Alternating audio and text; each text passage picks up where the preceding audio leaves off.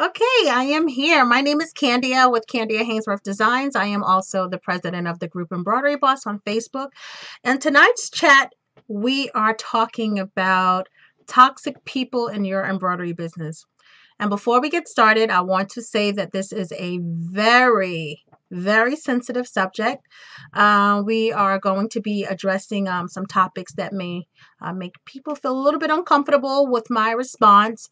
And so, if you find yourself getting a little upset about what I'm saying, just please keep in mind that this is my opinion. It's not written in stone.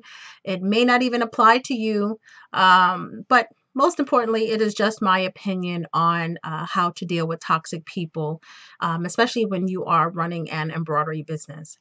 And so I just want to kind of get my little disclaimer out so I don't get any messages and so forth. The reason why we are talking about toxic people in your embroidery business is because my last video, my last live chat video, we were talking about lack of support of family members. And I got some messages that private messages that had stated, well, what happens when you don't necessarily have a supportive family and you don't have supportive friends? And in fact, you kind of are surrounded by these unsupportive people who are not only unsupportive, but they are toxic. And it kills your motivation, and then it kills your spirits, and it kills just everything positive that you are trying to do. It was nice to see that a lot of people have supportive family members and friends, but there are quite a few people, unfortunately, that don't have people in their lives that are supportive and so forth. And so I want to address that, because if we're going to address, the lack of support and, talk about how our spouses and children and nieces and nephews and family and friends all supportive, we got to be able to talk about what happens when you don't have that as well. And so that's what I want to talk about. So, first of all, I got to tell you, to describe a person as toxic, that's a very harsh description. So if we can just clarify exactly what toxic is, I like to think that toxic is something that is harmful to your health. And toxic can even be something that's harmful to your mental health. And when you apply that to people or to a person, okay, whether it's a family member or a friend, and you are an adult, regardless to what relation that person have with you, it is your responsibility to remove it. Just because someone has the title mom, dad, sister, brother, cousin, friends for over 20 years does not mean that this person gets to be toxic in your life and be a Daisy Downer, get to destroy everything that you are trying to create. And so, unfortunately, toxic people, sometimes they can just kill everything around them. Okay, because with their presence comes, negativity, jealousy, attention seeking, bragging, criticism, just drama, just everything that you are not for, or everything that will bring a situation or you down. That's what you have with a toxic person. All right. However, it still is your responsibility to decide how this person is going to remain in your life or not. And I'm not suggesting that you just start cutting people off. I am not. But I do know that, you got to be focused when you are running any kind of business, and you cannot drag your personal life into your business, no matter if you're running an embroidery business, a cupcake business, and so forth. And so you have to be able to separate the two. And so if you know that this person is a Daisy Downer, okay, I like to call them a Daisy Downer, but pretty much a negative person, then you don't want to pull them up. You don't want to pull them up or combine them, this negative person, with your embroidery business, because it will be emotionally draining. It will, mentally destroy you and ultimately kill your spirits and motivation to do anything, especially if they cannot even see how can you do this at all. And their words and stuff, says that. And so you have to be aware of how this person or these people affect you. Okay. And so if their presence puts you in a sad place, a bad place, it just drains you, and it makes you feel down, and it makes you feel powerless or inferior.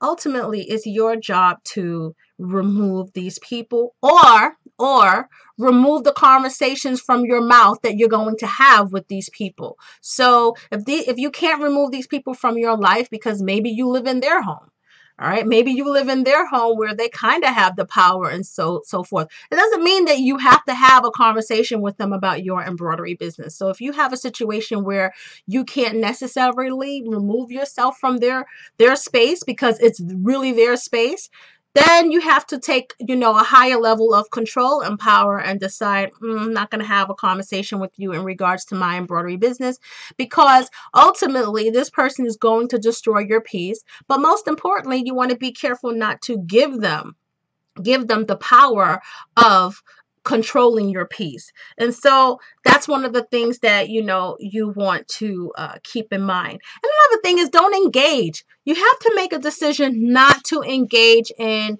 any conversation in regards to your embroidery business, because what other than bad is it going to end?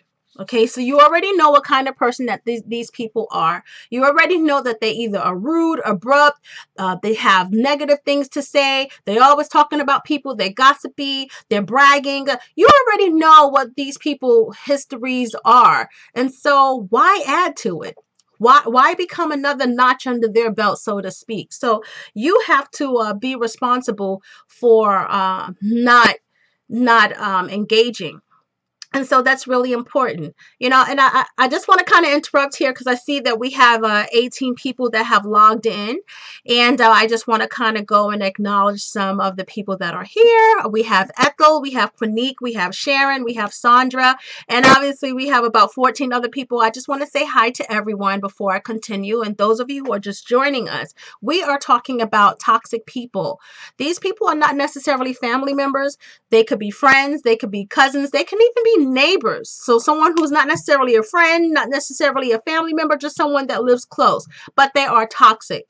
All right. We are talking about what happens when you don't have a close-knit family member, or you don't have close-knit family members, or you have unsupportive family members who bring nothing to your life in regards to your accomplishments, but jealousy, negativity, and so forth. So we're talking about how this affects you as an embroidery business owner.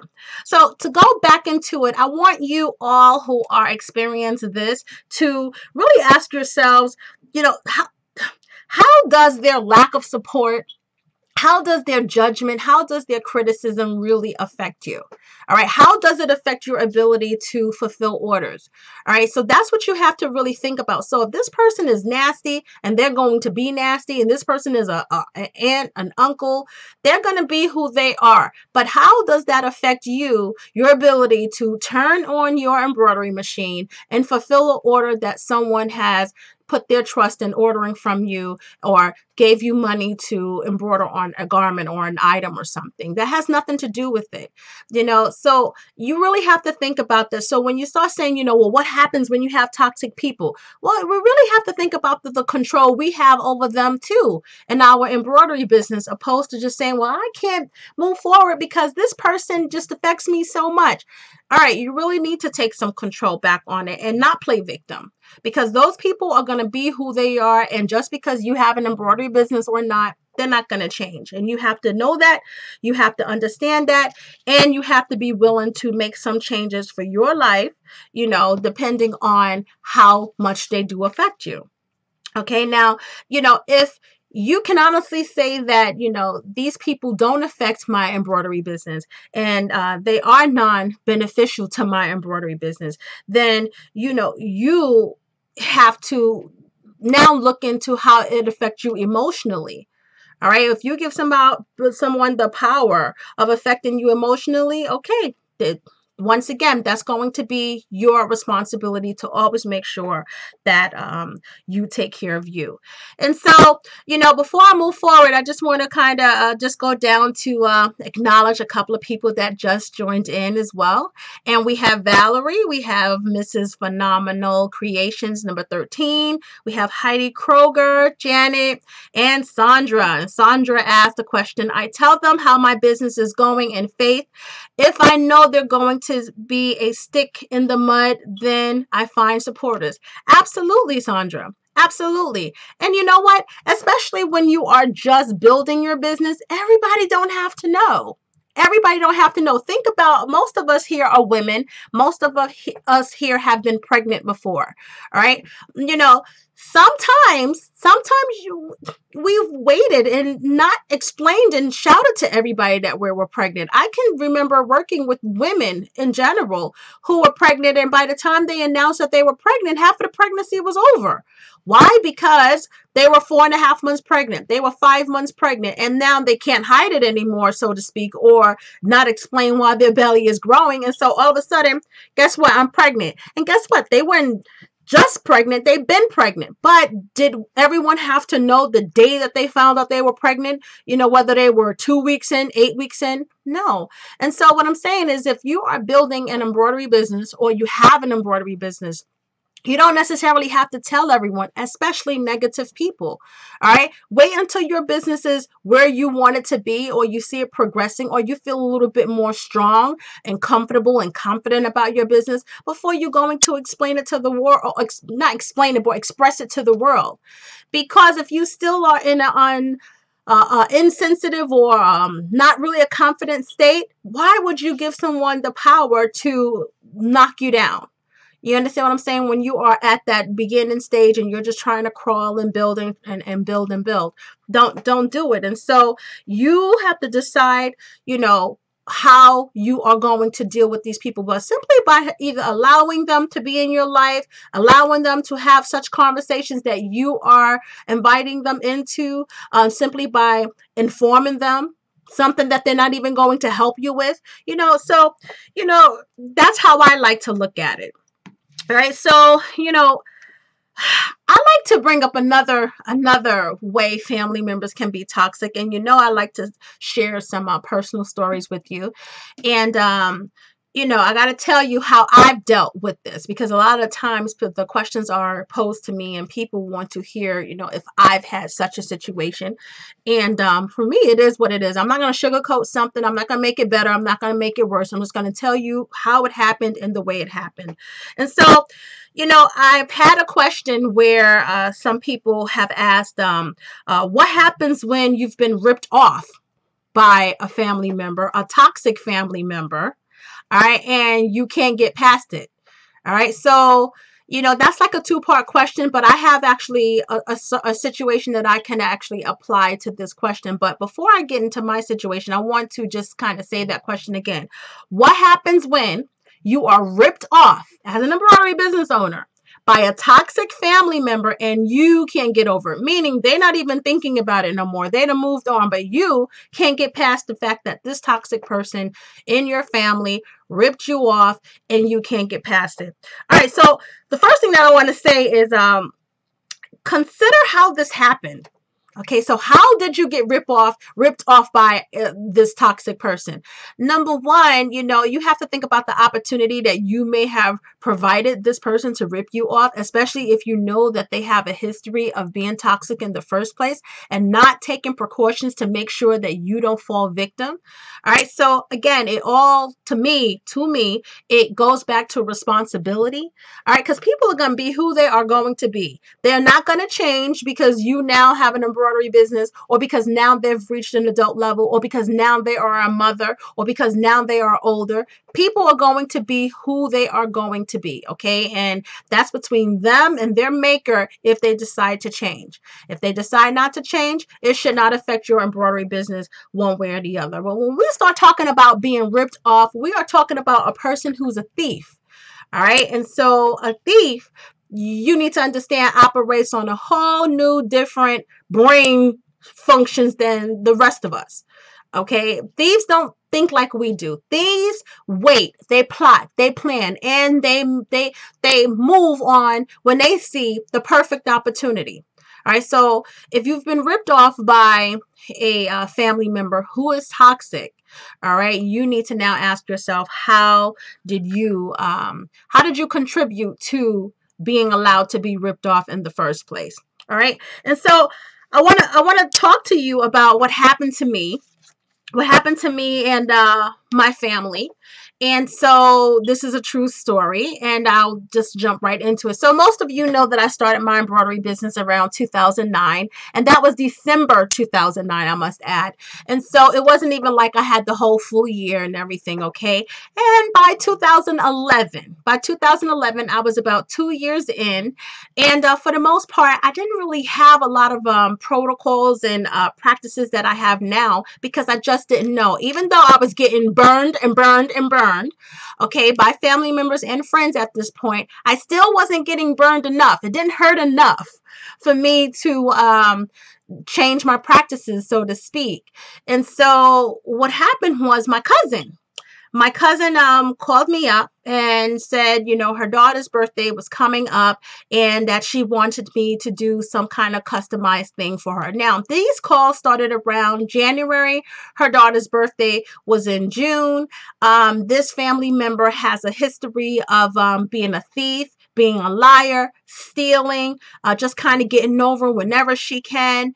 That's just the kind of person she is. Not to just me, I'm not saying just to kind of anyone. She's a person that will seize an opportunity if she can and lie about it without having any kind of problem.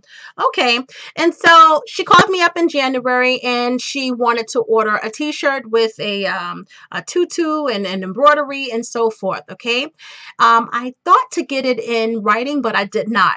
We were just talking back and forth over the phone. I figured I had a lot of time. I wasn't really worried. And keep in mind, this is still 2 years in my embroidery business. I did not have a protocol or a practice really in place, a routine, a system. That's what I'm basically saying. Okay, we started this process around March, okay, after having a couple of conversations. And now we are talking about colors, where we're going to order the item from, the design that she wanted, and so forth. Moving forward, now we are at May. We already got the tutus in place. It was a double layered tutu with little lights on it, the lights that you have at the circus. The tutu actually had the lights on it. She wanted the shirt to be altered, ribbons on the shirt. She wanted a Mickey Mouse or Minnie Mouse applique. She wanted hair bows to match it. So it was a lot involved. She even wanted bobby socks to match the tutu, just the whole shebang. Okay, and needless to say, I didn't have a system in place, and I'm keep saying that because I want you to keep in mind where my fault was. All right. She never gave me a deposit. Always was, oh, I'm going to pay you. Girl, I'm good for it. I'll pay you. We family. I wouldn't do that to you. She does have a reputation for being a thief. She did have a reputation for being a liar. She did have a reputation for being everything that I wasn't. Okay.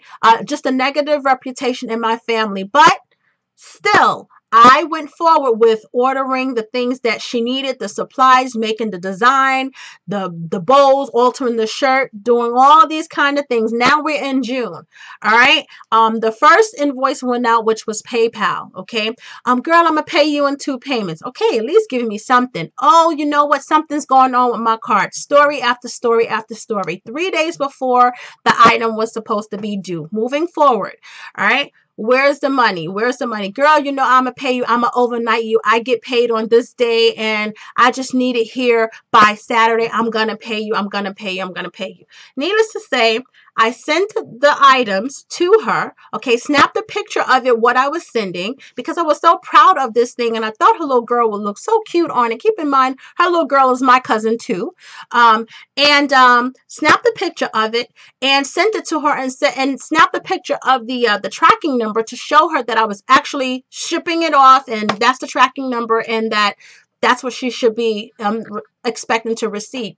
Okay, so 2 days later, a night before the party was supposed to take place, I'm inboxing her like, girl, what's going on with the money? I hadn't received anything at this point. Now I know because the tracking number is confirmed that the item has been delivered. All these contents, I actually didn't get paid a penny for it. And I'm just asking her, okay, if you don't have the whole thing that I'm asking you for, at least cover the cost of materials, pay half, at least something. So I was okay with, what, even in the event that I had to take a loss, at least I got paid for the accessories and the materials, and I could even write it off as a gift. I was okay with that and coming to terms where, I might have to take a loss here in some way or another. Oh, I'm gonna pay you. I'm gonna pay you. I'm gonna pay you. Did you get it? Yeah, got it. I like it. Okay. Where's the money? I'm gonna pay you tomorrow, the day of the party. The day of the party, I get a call from my aunt. My aunt is telling me, so what happened with the items, the garments? I'm like, what do you mean? I sent them to her. She said she liked them yesterday. She got them. Oh, I saw it, and it is not your work. It was very shoddy, and the bows were coming off, and telling me all this stuff about my item, and I couldn't understand how did it go from what I snapped the picture of to what my aunt was describing. So I sent my aunt the picture of the work, and she says, no, that's not what I've seen. And I said, anyhow, she didn't pay me, and I've been trying to call her. Turned out, oh, I don't like it. My daughter's not wearing it. I'm not paying her for it. This is what she started telling family members, that she didn't like the item. She wasn't going to allow her daughter to wear it. She wasn't paying me for it. And I'm like, wait, what? Here it is. I'm in Pennsylvania. They're 2 states away. And everybody's calling me like, oh my goodness, what happened to this thing? And I'm sending them pictures of the item that left my studio. And now, someone sent a picture of the little girl now at the party wearing the outfit. All right. And I did notice that the bows looked like they were hanging and they weren't propped up. And it was just not what I had sent her. And I was totally upset. But I was more so upset that you went through all of these changes and the little girl still got the outfit on, which means that you did use the item. So I should at least be paid for something.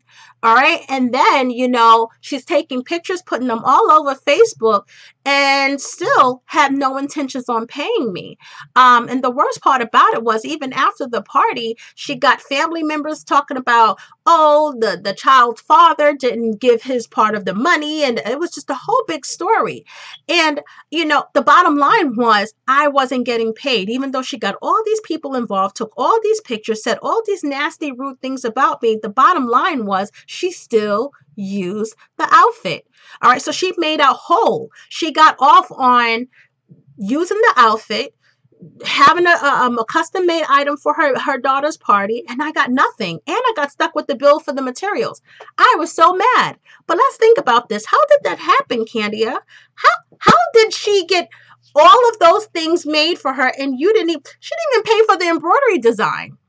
Okay, the $3.50 embroidery design. But how did that happen, Candia? How did you allow someone to take up your time, invest money in all these materials, ship it off to her, okay, and not receive a cent? Whose fault is that? All right. And so I knew that this person was a toxic person because she has a reputation in my family for being toxic, ripping people off left and right. For some reason, I thought not me. I knew what kind of person that I was dealing with because I know her. And yet still, I became a victim of one of her little games. But it was also my fault because at the end of the day, I was still running a business. And even though she was a family member, toxic or no toxic, I should have ran my business accordingly, sticking to a process, sticking to making sure that I got a deposit, making sure that before anything was shipped off, balances were paid. And I didn't do that. And then she went and was talking about me, so badly and poorly. And I was so upset. And so I don't know if I was more upset with her or more upset with myself.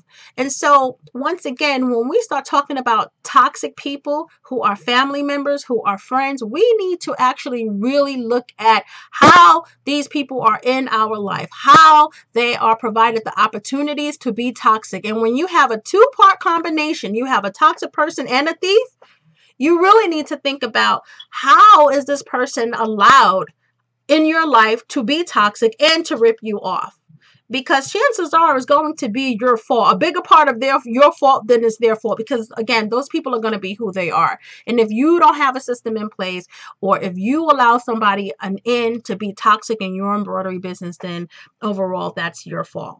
And so we have about 29 people here, and I just want to kind of go down and look at some of your comments. And I have Lioness Heart that says, Shalom, may be best to get half down from the customer. Oh no. So first of all, let me just tell you how I avoid that from here on. First of all, anybody who places an order at Candy at Hainsworth Designs, it depends on when they need the order to be delivered. Okay, I require 60% upfront. Okay, a lot of times people require 50%. I require 60%. Okay, um, if the person have an order that is due within 2 weeks, they have to pay it 100% in full. If it's past 2 weeks, then I am willing to be flexible. And if it's something like someone's calling me in June and they don't need the item until, let's say, the end of August, I am even more flexible with payments. And so that is how it works from the start. I don't care who it is. Even if I give them a discount, it doesn't affect the deposit required to be down. Okay. And so that's what my systems are in regards to accepting the money. I don't play those games anymore. I don't play those games anymore. I just wanted to address pretty much how toxic people affect us because, it's easy to sit around and play victim. Okay, it's easy to say, oh, poor me, they're so mean to me. But how is it that they have the opportunity to be mean to you? How is it they have the opportunity to ruin it? And another thing I got to tell you is from here on, for me, I avoid that cousin at all costs. Even at my father's funeral. Even at my father's funeral, I don't deal with her at all. I don't give her the opportunity to comment or nothing. And in regards to coming up to me and apologizing, as far as I'm concerned, send me a note. Send me a note. But I just don't, and I don't make it awkward for other family members. However, if I'm standing there with another cousin, with an aunt, with an uncle, and you know how family engage in the kitchen and she comes in, I remove myself promptly. I don't give her the opportunity to engage in anything that I'm involved at all. At all. All right. So what I'm saying to you is you don't necessarily have to cut these people off entirely. Love them from afar. But at the end of the day, and I'm not even her anymore. I just choose not to deal with her. That's the kind of person she is. That's not the kind of person that I choose to have in my life. It's my life and it's my responsibility to take care of me and to make sure who I have in my life will do me good. She's not going to do me good. So as far as I'm concerned, she can be there in the midst of family, but we don't have to engage. All right. And so that's how I see it. That's how I feel. And I like to learn. I like to know about what you all think about that. All right. What do you think about toxic people being in your life? I have D Heart 25 saying, oh my goodness, Candia, thank you, Candia, for this because the game is real. And you're right. We have to take responsibility for how we handle business with family members and other loved ones. Absolutely. Absolutely. And listen, I don't have a problem saying what a person did to me, but I do have a problem saying for a person to constantly point the blame and play victim. I do have a problem with that. All right. And so, once again, it is our responsibility to take care of us. And first and foremost, when it comes down to running your embroidery business, you can't mix the two. Business is business. Business is business. It doesn't mean that you be nasty about it, but business is business. And so, from, here on, anyone who knows me now, they know that my system is down packed. So to the point that my cousins, even now, if they're going to recommend a coworker or something to my business, they will tell the coworker, they may get the down payment wrong, but that's okay. They may say, oh, she requires half down. And that's okay because I don't mind, clearing it up when I do make the initial contact with the person that they are referring. I don't mind making that initial contact, but in saying, no, I actually require 60% down. But there is no, we starting orders and we buying materials and we're not doing that. And I haven't been paid anything yet. Absolutely not. We're not doing that. And that has nothing to do with the person being toxic or not, to be quite frank. That all again falls on you. Okay. And so when you add toxic person and thief and you put the two together like I had and like the situation that someone else had, you have a double whammy, which means you need to take extra precaution to make sure that this person is not in your life, affecting your embroidery business and doing something that can ultimately financially hurt you or hurt your embroidery business. And so, that's my take on that. And I'm going to go back down and see who else is here. We have Anissa. We have Brenda Scott. We have Regina Young, Jane Wesley, Lioness Hart. Again, we have D Hart 25. We have Donna Anderson. All right. And I'm glad that you agree with me, Donna, on pretty much my approach to it. Because it is true on, how we allow people to stay in our life and rent space in our head. Absolutely. And Janice says, we learn from experience. Had you not had that experience, you may not be where you are today. Well, unfortunately, I can tell you this much. She's not the only one who have burned me. She's the one that is stung. It stung and it lingered. And I think it was because she kind of rubbed it in my face that I got you. I got you. I mean, and she knew she had me because she literally drug my name through the mud. And then the little girl was wearing the outfit and she was posting pictures and tagging me in the pictures. All right. So she wanted me, because she did give me credit for making it on Facebook. And it was killing me. All right, that she drugged my name through the mud, which means that she drugged my company through the mud. Now, these were two family members, but still, dragging is dragging. You know what I mean? Negativity is negativity. Tagging me in the pictures. The little girl had the outfit on at her birthday party. She had little 20-second videos where people were saying how cute the little girl looked and so forth. And I didn't get paid $1. Then they had some kind of thing where later on, as the sun went down, the little girl was still out there, and they cut the tutu on, and it lit up because she had the little lights on it. The lights were lights like when you go to the circus, that little shaker thing. That was the lights that were on the tutu. So it was absolutely adorable, and I didn't get paid one single penny for that item, and it was completely my fault. And so, yes, my system is so extensive the way it is simply because of experiences that I have had with family members and friends, straight out burning me, straight out making promises that they had no intentions on fulfilling. All right. And so ultimately, just like it's my job to protect myself, it's my job to protect my business too. All right. And I even had an accountant. I mean, I remember at 1 year, I had my accountant tell me that, your family members and friends is going to sink your business, because I had more accounts that were in payables that were owed, okay, than receivables. Okay, so outstanding balances that were owed, outstanding invoices that were just lingering. And I just got to the point where absolutely no more. And it needed to be in writing. I promise you, you get a system in place, you say it enough, you will feel more and more comfortable about your systems and your processes, and comfortable about taking money.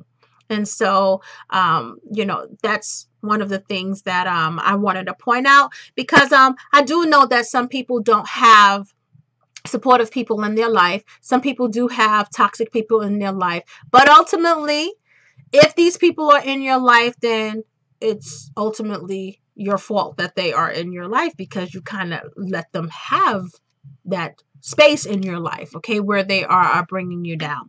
Rebecca Haynes says, I have the family members who put my work down, and then out in the blue on the DL asked me to make something for it. Okay, now that's another thing too. Someone had asked me about haters. How do I deal with the haters, which can be categorized as toxic people too? And I remember smiling and saying, I don't have haters, because, to be quite frank, it's not my business what you feel about me. Family member or no family member. So if somebody don't like me, don't like my practices, don't like how I deliver something, okay, that's your business, not mine. It is not my business what you think in your head about me. I know how I feel about me. I know how I feel about my embroidery business. I know how I feel about my work. I know why I have such practices in place. Okay. And whether you agree with it or not, whether you like it or not, whether someone else likes it or not my business, not my concern. And so that's how I deal with people who, put me down, say something. If they don't like what I'm saying, one person had said on one of The comments the other day, how do I spend time with my husband, and how do I spend time with my children in and out, and something about me being rude or something like that. Doesn't bother me whatsoever. Number one, I've been married for 19 years. How do you think I've been married for 19 years? Obviously, I'm doing something right. Okay. And I was with him for 4 or 5 years before then. All right. So my sons are grown. Okay, so my son is 25. He has a wife. He has a home. He does not live here. So he's not here every day. I see my son maybe once a week. That's it. And my other son is 18 years old and he's going to college. All right. And he has a girlfriend and he has a job. So no, he's not on my front lawn like he used to be 6 years ago, kicking a soccer ball around. And I have an empty nest. So if someone thinks that I don't spend time with my kids, or they don't think I spend enough time with my husband, that's their business, not mine. I know I'm good. We're good over here. And it doesn't matter what they think. Okay. And so be careful not to allow people's opinion to make toxic waves in your lives too. Because just because somebody thinks something doesn't mean that is so. And so you have to be careful about that too. Sandra Philby says, keeping good records, pictorial contracts makes you a victor. Great teaching. Absolutely. Absolutely. And I know people think that I'm a kind of wordy sometimes in my contracts and so forth. But I'm telling you, after having a lot of headaches, after being burned after burned after burned, you come up with a system that tried to eliminate how you can get burned. Because when there's a loophole, people will go through it. And I got to tell you, and some of you who are embroidery mentoring students, I have one particular student who, when we were doing social media assessments, which is phase 2, when I did the assessment on her website and her Etsy store, I didn't see a return policy. I didn't see a cancellation policy. Well, you know what? Don't think that people don't shop. Okay? They shop. They look for people that they will victimize. Okay. And so if I'm a person like that, and I go to your website and you can make, let's say, a t-shirt for my kid, and guess what? I get it home. My kid wears it for their birthday party. I am going to call the credit card company and says, you know what? Don't want it. I sent it back. And guess what? I want my money back. The credit card people will side with me because you didn't even tell me that it wasn't a possibility that I couldn't get my money back. All right. And so you have to state your return policies too. All right. Because toxic people is everywhere. They are also people that you don't know. And so if you sell on Etsy, if you sell on Facebook, if you sell on Amazon, if you sell on your own website, you have to let people know what the return policies are, even for deposits. All right.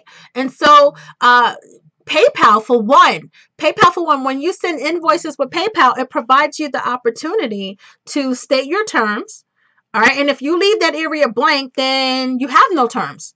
So why can't the person return it back to you and rip you off? Why can't that person do that? All right. After wearing it. And so you have to make sure that you don't have loopholes, okay? People are toxic, but people are going to be people. You just have to make sure that you continuously protect yourself and protect your embroidery business from these kind of people. And if you don't do that, you can't cry and play victim later on. You can't do it. And so Sharon says, Sharon Blake asks, so when they pay 60%, and they back out, do you keep everything? All right. And so, let me actually let me see. I can actually read to you what one of my policies are, because I do have a clause for that. If somebody pays 60% down, okay, let's do it in numbers. All right. So let's say it's June 1st and someone sends 60% of $100, which is $60, right? And they want to order a baby ensemble, and then they cancel on June 2nd. They can get their whole $60 back. And I'm going to tell you why. It's not worth the headache. It's not worth the hassle. It's not worth the fight and trying to keep them. They keep their funds. However, let's use that same example. Let's say it's June 1st. And they send me $60 out of a $100 balance. And let's say on June 10th, they call and say, Candy, I want to cancel. Because now I done invested time in gathering materials. 10 days within, I done gathered time in the materials, buying materials, possibly buying the embroidery design, and even started making items at this point. All right. And so if there's 6 pieces in an ensemble, that's $100. Chances are I've already made 2 or 3 pieces already.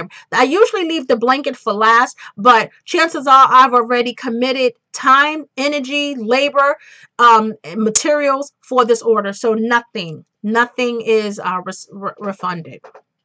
Okay, so it depends on the time. I am flexible, but I'm only flexible when it means that I can avoid a headache. Like, so if somebody cancels the next day, because I don't usually just go run and shop. The most I do when someone places an order and they give me a 60% deposit, chances are I have the materials here already. So we're picking out the basket, we're picking out the bunny or the bear, we're picking out the fabric, that kind of thing. All right, and in the event that they want to cancel the next day, guess what? The bear, the bunny, the basket goes right back on the shelf. No harm done. But if I'm going out and I'm buying materials and I've already started, absolutely not. Nothing is returned. And by the way, you still owe me, $40. Now, whether I get the $40 or not, chances are I probably won't, but at least I got something so far. All right. And I will, fight them tooth and nail for that. All right. And so let's go back and see what someone else. Let's see what else says. So Brenda Scott asks, do you give the product that you have already done? Yes. Oh, that's a good question. I was just about to say, now, let's say, for example, if somebody had an order that was $100 and they paid $60 for it, and I made 2 bibs. All right. And so what happens is chances are the 2 bibs is complete, meaning it's nothing to do left but maybe add snaps, my tags. I will at least send the bibs. All right. I will at least send the bibs, but then they also have to pay shipping, because usually the deposit is not including the shipping and handling until the final 40% balance would be due. So they would have to pay shipping. And so, because at the end of the day, I'm not getting paid for what I'm not doing. So the $40, I didn't do that because I didn't get paid for it. So I will give them at least what they paid for it. I will at least do that. And I have done that plenty of times in the past.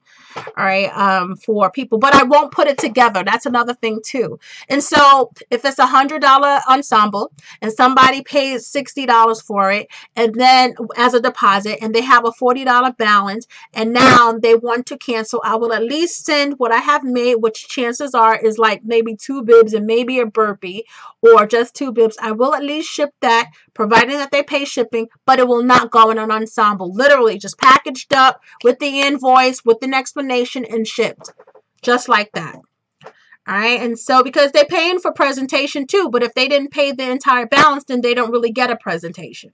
So that's the answer to that too. All right. And so Eve is here. Hi, Eve. Eve is here.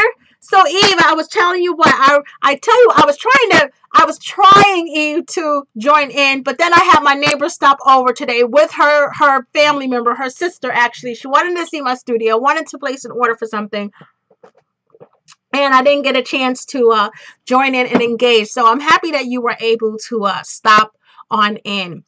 All right, and let's see what others are saying now. So Eve says that I had an instance like that, but the baby died before being born. I allowed the gift giver to use the funds towards a different order for something else. Actually, I had an order very similar. Oh my goodness, this was like the saddest thing. It still is the saddest thing. So she ordered one of my knit blankets. It wasn't an ensemble, so it wasn't a whole lot of pieces, but she had a Bible scripture. Jeremiah, I can't remember what it was, but one of the Jeremiah scriptures, embroidered on it. And then she also had the baby's name. And unfortunately, before I got a chance to deliver, literally the day before I was going to deliver, the baby had transitioned on and passed away. And I just ended up, because it was so heartbreaking for me, because I know how her and her husband was really trying for this baby and so forth. I just kind of gave it to her and everything. I felt so bad. I really felt so bad about that. And so those kind of things you do make accommodations and that kind of thing. All right. And so let's see who else have something to say. Quinique says, I know about the money, don't have to bug me twice about it. All right. Well, I'm not sure what you mean about bugging you twice, but yes, I do send reminders. I do send reminders because the truth is people are distracted. People have other things in their lives besides ordering something from Candy and Hainsworth Designs, okay? And so I do send reminders to tell people that you owe me. I mean, I hate to say it like that, but you owe me, and I will actually even reaffirm my policy about yeah, you owe me. And remember, I don't ship until the balance is paid in full. And so, yeah, I do that. I won't. Yeah, I don't have a problem asking for the money though. Some people have issues asking for the money because of the confidence and so forth. Not me. No different than they didn't have a problem asking you for services. So don't have a problem asking about money. Yeah. Not bug. I meant burn. Okay. Okay. Yep. Quinique, you're right. Don't give people the opportunity to burn you twice. But I got to tell you that when you first starting out a business, I don't know if any of you felt this way, especially family members. I felt so happy to be getting orders from family members, and I always kind of kept thinking, well, if it was me, I wouldn't do that to them. And so that is why I got burned, because I kept thinking if it was me, and the bottom line is it wasn't me. It was them. You understand what I'm saying? And so uh, that's how I got burned. I mean, I had pretty much allowed a lot of people to burn me. And unfortunately, these were people who had the same blood running through their veins that I have. We were all cut from the same bloodline, unfortunately. And what also will happen is when you get a system in place in regards to toxic people and in regards to thieves, what happens is they will learn your system based on how you treat your system. And so no one can't come to me and have a discussion and criticize my work, especially if they don't have an embroidery machine. All right. So what I'm saying to you is I don't even entertain someone who doesn't even have an embroidery machine and how to even run an embroidery business. And so a person like that wouldn't even have the opportunity to be toxic in my life. All right. And now that I have a system in place, a thief can't rip me off. All right. And I won't even say can't. It would be hard to, because a thief will find a way. We all know that. They will plot, plan, they will figure things out how to take, because that's what they do. But I'll make it hard. And my contract states it's so involved that it makes it hard for the credit card people not to side with me. It makes it hard that PayPal have to do a longer investigation because everything is going to be on that invoice. You understand? Even down to the embroidery mentoring program with a lot of the things are PDF files, so it's something that you have to upload or download, that kind of thing. It's not a tangible good like a baby ensemble, but it is something that once I send it, they got it. So there is no calling PayPal saying I want a chargeback. Because on that receipt, it explains that this is a file, a PDF file, that once you open it, you've got it. So whether they agree with the program or the process or whatever it is that I'm saying, I do assessments as well. The bottom line is I provided a service. Okay, and I should be paid for my service. And so you have to make sure that no matter what, you protect yourself, you protect your business, and you make sure that you cannot become victimized. All right, and so that's really important. All right, and so I want to go back down. I have about 40 people here. I want to say hi to everyone. I really appreciate you all. Just joining in and engaging. So Brenda Scott asks, do you ever trade service or product for a service or product? Absolutely. Absolutely. But I gotta tell you, I run a tough bargain. There's no easy breezies over here. All right. And so if we are going to barter, that's what, people in New York call it. I'm from New York, even though I live in Pennsylvania. If we're going to barter, it's going to be a good barter. It has to benefit my embroidery business. It has to be equal value to what I am doing. Okay. And even then it's in writing. Okay. Because sometimes toxic people don't look toxic. Sometimes they pretty. Sometimes they funny. Sometimes they handsome. They're charismatic. But they're toxic. They mean you no good. Okay, so toxic people are not always, people that look like, oh, girl, there she go. No, sometimes people have toxic ways, and sometimes people don't even realize how toxic they are, honestly. All right. And so Sharon Blake asks, as far as shipping, how do you know what to charge ahead of time of shipping? Well, it depends. Like, for example, the other night when I gave the example of promoting your business and using pot holders, the post office have shipping rates, and I know that anything under 16 ounces is going to cost a certain thing. All right. And so what I'm saying to you is those pot holders, if I ship them, no matter how far they go, I can even ship them to Alaska. It's not going to be $30 because it's such a lightweight item. Right. And so what I'm saying to you is, let me just pull it out again to have them right here. And so if I'm shipping this out, no matter how far, because I only ship in the United States, by the way, if I'm shipping this out, no matter how far it's going, I could send this to Alaska, Hawaii, California. This is not going to cost the person $30. However, if I'm shipping an ensemble out, like one of those baskets there, the post office have something called the balloon rate. So even if the weight is only 4 pounds, if the box is higher than a certain dimension, they will add on $11, $9, which can increase the shipping tremendously. And so if the weight says that the box should be $12, but then they add on an additional $9 because the size of the box, now something that should technically cost $12 is going to be close to $22 to ship. So that's the next thing too. You have to know your shipping. You have to know your shipping, making your business. One of the things that I will tell any and everyone, be friends with the person at the post office. Get to know them. Get to know who your postmaster is, because that person is going to help you in so many different ways, from supplies being sent to you, from things being shipped. I have had things where, and that's one of the reasons why what I try not to do anymore is print something and print out the label and stick it up and then drop it off at the post office. I try not to do that. I still do it. I must say I still do it. But on big items, no. Because I have had times where I have printed the label out, dropped it at the post office, and guess what? Instead of them just pushing it to the side because it wasn't enough postage on it and stamping it, I have had my postmaster call me and say, Candia, you're missing $3 off of this because it's going to a zone. You know, Candia, we didn't stamp it, and that has saved me, because once they stamp it, now I would have had to pay postage all over again. So instead of them doing that, they've called me and I just zipped over to the post office, added $3 or $4 to the box, and my item was able to be shipped and delivered and shipped. And so you want to be friends with your postmaster if you can, because that can actually save you some money in the long run. And once again, when we're talking about thank you gifts, these make excellent thank you gifts for those postmasters at the post office. So yeah, I talk about these all the time, I know. All right. And so let's see some other questions that we have here. Okay, I'm sorry. I'm like talking.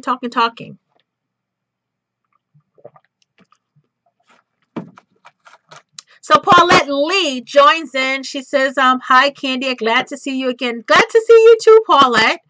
An Anointed Song says she's here. And everyone's here. I really appreciate it. You all, just having, so these questions and so forth. And yeah. So what do you all think about dealing with toxic people? Do you have a protocol or a routine, or a habit, or something in place that you just don't tolerate it? Or do you feel like, oh my God, this person get on my nerves. I can't stand this person when they come around. How do you deal with toxic people in your life? How do you deal with people toxic in your life? I don't want you to think that I'm rude. I am really not a rude person at all, but because I'm 99% of the time real happy, to be quite frank. But I just know that I am in control of me. I'm an adult. I'm in control of me. And so I really take that to heart, that who I have in my life is my fault. As a child, when you're a child, if you don't like your mother's friend, or you don't like an uncle, you don't like a cousin, you don't have much choice because you're a kid. And so people come around. If you don't like that person, you just kind of be quiet and you suck it up. But as an adult, No, ma'am. Who I have in my life, I have in my life. It's a choice for me to have in my life. Now, like I said before earlier in this conversation, there are times where you have people in your life where you have no other choice because you live in their home. And you can't really say get away from me because you're in their home. You can't do that, but you can limit the information that you give them about your embroidery business and not provide them with the opportunity. So I just want to kind of reaffirm that again. And so, I know, Ethel, sometimes I'm so that the advice is so overwhelming. But you want to know something? So is being burned, my dear. Being burned, being ripped off is so overwhelming because you can't understand why would this person want to do this to you. You can't understand why wouldn't this person take into consideration that you've taken the time to turn on your embroidery machine, get your thread, load it, make this beautiful creation only for them to not even pay you. That's overwhelming. It's hurtful, it's overwhelming, it's frustrating. And so I know sometimes that, all of the advice that, I'm giving, sometimes the advice that Eve is giving is we're spewing things out. But trust me, it is because of experiences. You understand what I'm saying? And unfortunately, I wish I didn't have the experience to tell you that I've been ripped off by a family member, but unfortunately I have been. And so I'm willing to share what happened to me and why my services and why my process is in place here. All right. And so if that's all that everyone have for tonight, I think that I'll log off from this topic. I have other topics and stuff that I could always talk about, but we are already on an hour, and I want to take the time to go use the ladies' room, and then I want to come back. You know what I want to talk to you guys about briefly? I can't really tell you everything that happened because I want to talk to you about the this event that I went to. I want to talk to you about that event. Those of you who do not know this person is the one of the hosts of the show Shark Tank, and he has a event that they are touring around the United States, and it's called the Formula for Success, or the Success Formula, pretty much. And it's for entrepreneurs. It's pretty much, to sum it up, it's a mentorship. I want to talk to you guys about that and what I thought about that. I got the opportunity to go, and I wanted to talk to you about that. But I want to log off. I want to take a break. I'm going to go use the ladies' room. I know that's too much information, but I've already been on for an hour, and I know some of you have children and stuff that you may have to put to bed and get yourselves ready. And so if you can return, great. I'm going to take maybe like a 5 or 10 minute break, and then I will meet you guys back here. Bye.